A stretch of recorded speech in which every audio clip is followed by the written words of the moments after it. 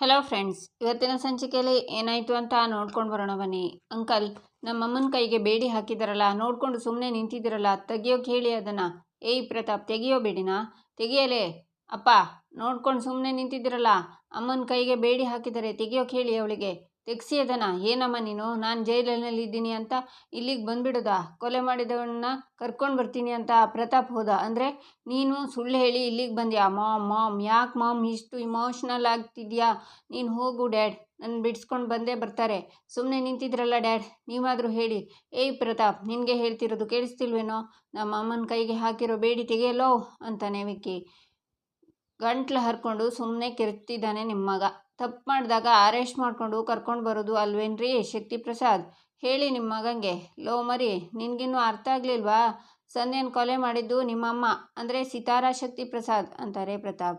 ಈಚೆ ಭಾರ್ಗವಿ ಅರ್ಜುನ್ ಕೈನ ಹಿಡ್ಕೊಂಡು, ನನಗೆ ಮೊದಲು ಸಿಕ್ಕಿದ ಸಾಕ್ಷಿಗಳನ್ನು ನೋಡಿ ವಿಕ್ಕಿನೇ ಕೊಲೆ ಮಾಡಿದ್ದಾನೆ ಅಂತ ತಪ್ಪು ತಿಳ್ಕೊಂಡಿದ್ದು ನಿಜ.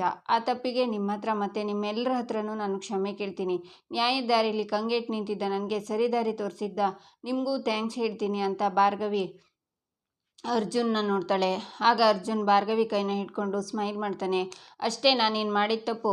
ಅರ್ಜುನ್, ಇವಳ ಮಾತನ್ನ ನಂಬೇಡ. ನಮ್ಮ ಬೀಗರು ಸಿತಾರಗೆ ಕೈಗೆ ಕೋಳೆ ಹಾಕಿ ಜೈಲಿಗೆ ಕಳಿಸಿದಾಳೆ, ಅದಕ್ಕೆ ಏನಂತಾಳೆ ಕೇಳು ಅಂತಾರೆ ನಿರ್ಮಲಾ. ಸಿತಾರಾ ಆಂಟಿ ತಪ್ಪು ಮಾಡಿರೋದಕ್ಕೆ ಅರೆಸ್ಟ್ ಮಾಡಿರೋದು ಮಾಮ್. ಇದರಲ್ಲಿ ಭಾರ್ಗವಿಯವ್ರ ತಪ್ಪೇನೂ ಇಲ್ಲ. ಅವ್ರ ಕರ್ತವ್ಯನ ಅವ್ರು ಕರೆಕ್ಟಾಗಿ ನಿಭಾಯಿಸಿದ್ದಾರೆ ಅಂತಾನೆ ಅರ್ಜುನ್.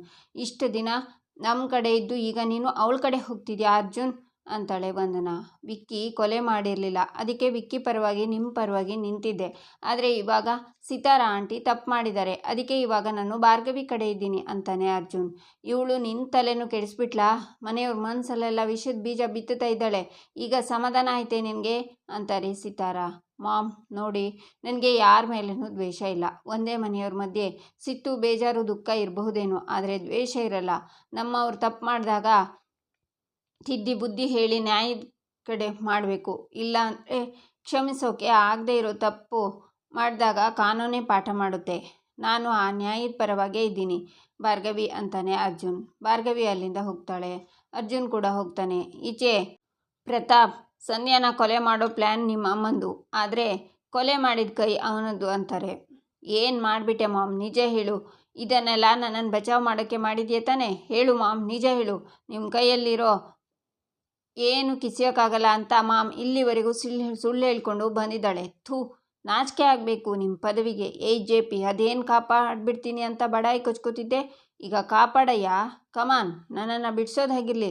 ನಮ್ಮಮ್ಮನ್ನು ಜೈಲ್ ಮುಖ ನೋಡೋ ಹಾಗೆ ಮಾಡಿಬಿಟ್ಟಿಯಲ್ಲ, ಸೂಪರ್ ನೀನು. ನೀವು ಒಬ್ಬ ಲಾಯರ್, ಛೀ, ನಿಮಗಿಂತ ಆ ಭಾರ್ಗವಿನೇ ವಾಸಿ ಅಂತಾನೆ ವಿಕ್ಕಿ. ಹೀಗೆ ಯಾಕೆ ಮಾಡೋಕ್ಕೆ ಹೋದ್ರಿ ಸಿತಾರಾ ಅವರೇ? ನಾವೆಲ್ಲ ನೋಡ್ಕೋತಿದ್ವಿ ಅಲ್ವಾ? ನಾನು ಶಕ್ತಿ ಏನೋ ಮಾಡಿ ಸರಿ ಮಾಡ್ತಿದ್ವಿ, ಅಷ್ಟರಲ್ಲಿ ನೀವು ಅಂತಾರೆ ಜೆ ಪಿ. ಇದೆಲ್ಲ ಆಗಿದ್ದು ಇವರಿಂದ. ಹೌದು, ಹೀಗೆಲ್ಲ ಆಗೋದಕ್ಕೆ ಇವರೇ ಕಾರಣ. ಏನಯ್ಯ ಮಾಡಿದೆ ನೀನು ನಿನ್ನ ಮಗನಿಗೋಸ್ಕರ, ನಿನ್ನ ಮಕ್ಕಳಿಗೋಸ್ಕರ ಏನು ಮಾಡಿದೆ ನೀನು? ನಿನ್ನ ರಾಜಕೀಯ ಬಿಟ್ಟರೆ ನಿನಗೆ ಬೇರೆ ಏನೂ ಕಾಣಿಸ್ಲಿಲ್ಲ ಅಲ್ವಾ? ಕೇಸ್ ಶುರುವಾಗಿ ಇಷ್ಟು ತಿಂಗಳು ಕಳೆದ್ರೂ ನಿನ್ನ ಸ್ವಂತ ಮಗನ ಬಿಡಿಸೋಕ್ಕಾಗದೇ ಇರುವ ಎಂಥ ತಂದೆಯಯ್ಯ ನೀನು. ಇವತ್ತೇ ಹೋಗಿ ನಿನ್ನ ಪೊಳ್ಳು ಪದವಿಗೆ ರಾಜೀನಾಮೆ ಕೊಡು. ಇಷ್ಟಕ್ಕೂ ನಾನಿನ್ನ ಏನು ಕೇಳಿದೆ? ನನ್ನ ಮಗನಿಗೆ ಒಂದು ಒಳ್ಳೆ ಜೀವನ ಕಟ್ಕೊಡು ಅಂದೆ. ಅದನ್ನು ನಡೆಸ್ಕೊಡೋಕ್ಕೆ ಆಗಿಲ್ವಲ್ಲ ನಿನ್ನ ಕೈಲಿ. ಕುಲ್ಗಂಜಿ ಕಷ್ಟನೂ ತಾಗದೇ ಇರೋ ಹಾಗೆ ಬೆಳೆಸಿದ್ದೀನಿ ನನ್ನ ಮಗನ ನಾನು. ಅದನ್ನು ನೀನು ಜೈಲಿಗೆ ಅಟ್ಬಿಟ್ಟಿಯಲ್ಲೋ? ನನಗೆ ನನ್ನ ಮಗನ ಜೀವನ ಮುಖ್ಯ. ಅವನ ಸಂಸಾರ, ಮನೆ, ಮಕ್ಕಳು ಅಂತ ಖುಷಿಯಾಗಿರೋದು ನನಗೆ ಮುಖ್ಯ. ನನ್ನ ಮಗ ತಪ್ಪು ಮಾಡಿಲ್ಲ ಅಂತ ನಾನು ಹೇಳ್ತಿಲ್ಲ. ಅದನ್ನು ಬಗೆಹರಿಸದೆ ಇಷ್ಟು ದೊಡ್ಡದು ಮಾಡಿದ್ರಿ ನೀವು. ಇದರಿಂದ ಅವನ ಮಾನ ಮರ್ಯಾದೆ ಎಲ್ಲ ಹೋಗಿ ಅವನ ಜೀವನನೇ ನರಕ ಆಗೋಯ್ತು. ಅದಕ್ಕೆ ನಾನು ಈ ನಿರ್ಧಾರ ತಗೊಂಡೆ. ನಿಮ್ಮ ಯಾರಿಂದನೂ ಆಗದೆ ಇರೋ ಕೆಲಸನ ಮಾಡಿದೆ.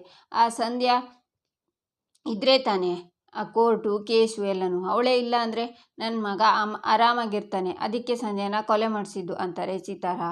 ಈಚೆ ಭಾರ್ಗವಿಗೆ ಜಯಂತ್ ಕೈ ಮುಗಿತಾರೆ. ಚಿಕ್ಕತ್ತೆ, ಚಿಕ್ಕ ಮಾವ, ಏನು ಮಾಡ್ತಿದ್ದೀರಾ ನೀವು? ನನ್ನ ಅಪ್ಪ ಅಮ್ಮನ ಥರನೇ ದೊಡ್ಡವರು, ಹೀಗೆಲ್ಲ ಮಾಡಬಾರ್ದು ಅಂತಾಳೆ ಭಾರ್ಗವಿ. ನಾವು ವಯಸ್ಸಲ್ಲಿ ಮಾತ್ರ ದೊಡ್ಡವಳು ಭಾರ್ಗವಿ, ಯೋಚನೆಯಲ್ಲಿ ಅಲ್ಲ ಅಂತಾರೆ ರುದ್ರ. ನೀನು ತಪ್ಪು ಮಾಡಲ್ಲ ಅಂತ ಗೊತ್ತಿದ್ರು ನಿನ್ನ ಬಗ್ಗೆ ನಾವು ತಪ್ಪು ತಿಳ್ಕೊಂಡು ಬಿಟ್ಟಿದ್ವಿ. ನೆನ್ಪು ಮಾಡಿಕೊಂಡ್ರೆ ಹಿಂಸೆ ಆಗ್ತಿದ್ಯಮ್ಮ. ಏನು ಮಾಡೋದು? ಮಗಳ ಮೇಲಿನ ಕುರುಡು ಪ್ರೀತಿ ನಮ್ಮನ್ನು ಹೀಗೆಲ್ಲ ಮಾಡಿಬಿಡ್ತು ಅಂತಾರೆ ಜಯಂತ್. ನೀವು ಹಾಗೆ ಮಾಡಿದ್ರಲ್ಲಿ ಯಾವ ತಪ್ಪು ಇಲ್ಲ ಚಿಕ್ಕ ಮಾವ. ಮಗಳ ಜೀವನ ಹಾಳಾಗ್ತಿದೆ ಅಂತ ತಂದೆ ತಾಯಿಯಾಗಿ ಆತಂಕ ಪಡೋದು ಸಹಜನೇ. ಆ ಆತಂಕದಲ್ಲಿ ಕೆಲವೊಂದು ಮಾತುಗಳು ಬಂದ್ಬಿಡುತ್ತೆ ಚಿಕ್ಕ ಮಾವ, ಏನು ಮಾಡೋಕ್ಕಾಗತ್ತೆ. ಪರಿಸ್ಥಿತಿ ನಮ್ಮ ಕೈನಲ್ಲಿ ಇರಲ್ವಲ್ಲ ಅಂತಾಳೆ ಭಾರ್ಗವಿ. ನಿಜ ಭಾರ್ಗವಿ, ದಿಢೀರ್ ಅಂತ ರಿತು ಗರ್ಭಿಣಿ ಅಂತ ಗೊತ್ತಾದಾಗ ನನ್ನ ಕೈಕಾಲು ಆಡಲಿಲ್ಲ. ವಿಷಯ ಹೊರಗಡೆ ಬರೋಕ್ಕೂ ಮುಂಚೆ ಅವಳು ಮದುವೆ ಆದರೆ ಸಾಕು ಅಂದ್ಕೊಂಡೆ, ಯಾಕಂದರೆ ಅವಳ ಹೆಸರು ಹಾಳಾಗಲ್ಲ ಅಂತ. ನಿನ್ನ ಜಾಗದಲ್ಲಿ ಬೇರೆ ಯಾರಾದರೂ ಇದ್ದಿದ್ರೆ ಈ ವಿಷಯನ ಬೀದಿರಂಪ ಮಾಡಿರೋರು. ವಿಷಯ ಹೊರಗಡೆ ಬರದೆ ಮನೇಲೆ ಮುಗಿಸಿದ್ದಕ್ಕೆ ನಿನಗೆ ಎಷ್ಟು ಥ್ಯಾಂಕ್ಸ್ ಹೇಳಿದ್ರು ಸಾಲದು ಭಾರ್ಗವಿ ಅಂತಾರೆ ರುದ್ರ. ಭಾರ್ಗವಿ, ಈಗ ಸಿತಾರ ಅವರು ಜೈಲಲ್ಲಿದ್ದಾರೆ, ವಿಕ್ಕಿ ಹೊರಗಡೆ ಬರ್ತಾನೆ ಅಲ್ವಾ. ಏನಪ್ಪ ಚಿಕ್ಕ ಮಾವ ಹೀಗೆ ಮಾತಾಡ್ತಾನೆ ಅನ್ಕೋಬೇಡಮ್ಮ ಅಂತಾರೆ ಜಯಂತ್. ವಿಕ್ಕಿ ಕೊಲೆ ಮಾಡಿಲ್ಲ ಅಂತ ಗೊತ್ತಾಗಿದೆ ಚಿಕ್ಕ ಮಾವ. ಮುಂದಿನ ಹಿಯರಿಂಗ್ನಲ್ಲಿ ಕೋರ್ಟ್ ಅವನ್ನ ಬಿಡುಗಡೆ ಮಾಡುತ್ತೆ ಅಂತಾಳೆ ಭಾರ್ಗವಿ. ಮುಂದಿನ ಹಿಯರಿಂಗ್ ಯಾವಾಗಿರುತ್ತೆ ಅಂತಾರೆ ರುದ್ರ.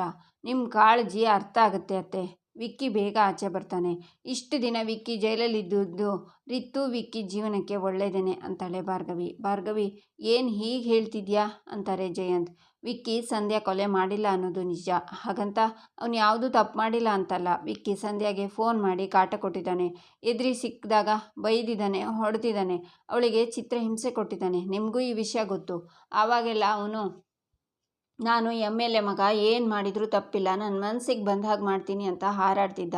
ಈಗ ಸ್ವಲ್ಪ ದಿನ ಜೈಲಲ್ಲಿದ್ದು ಅಲ್ಲಿನ ಪರಿಸ್ಥಿತಿ ವಾತಾವರಣ ಹೇಗಿದೆ ಅಂತ ನೋಡಿದ್ದಾನೆ.